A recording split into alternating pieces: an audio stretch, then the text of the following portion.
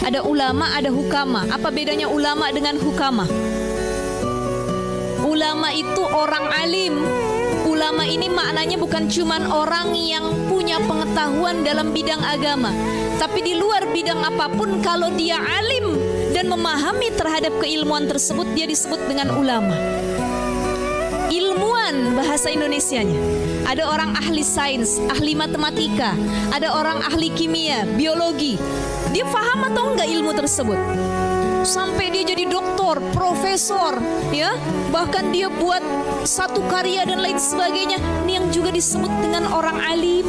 Jadi alim itu maknanya orang yang berilmu, bukan cuma alim perkara ukhrawi, masalah agama, tapi juga alim perkara duniawi. Jadi kalau ada orang rajin duduk dekat sama para ulama, orang-orang alim, biasanya hatinya lebih lembut, logikanya lebih bermain. Kenapa? Oh, dekatnya sama orang-orang pinter. Mujalasatul ulama, duduknya sama orang-orang alim. Yang diomongin juga perkara ilmu.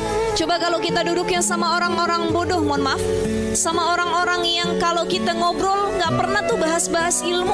Kalau nggak bahas jilbab, bahas cicilan, ya. Kalau nggak bahas tentang saling berlomba-lomba perkara duniawi, saling fastabikul, bukan khairat, tapi perkara duniawi yang diagung-agungkan. Nah, ini jadi reminder muhasabah penting buat kita semua, ibu-ibu sekalian. Yuk rubah atau pilih-pilih selektif siapa yang jadi kawan duduk kita. Itu yang menentukan kualitas diri kita. Kalau kita rajin duduk sama para ulama, duduk doang dengerin, Masya Allah.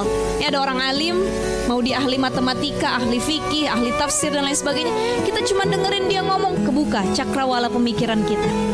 Jadi logika kita lebih bermain. Yang kedua, rajin duduk dengan hukama. Siapa itu hukama? Hukama itu orang yang dia alim, dia tahu ilmunya dan dia mengamalkan terkait ilmu yang dia peroleh. Kalau ulama, ada orang yang alim, pintar, tapi dia belum tentu ngamalin kepintarannya.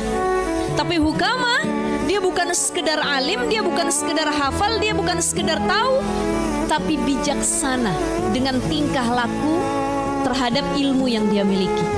Dia tahu bagaimana cara berbicara yang baik, tahu ilmunya. Maka ketika dia berbicara kepada orang lain, layyinan, dia berbicara dengan lemah lembut.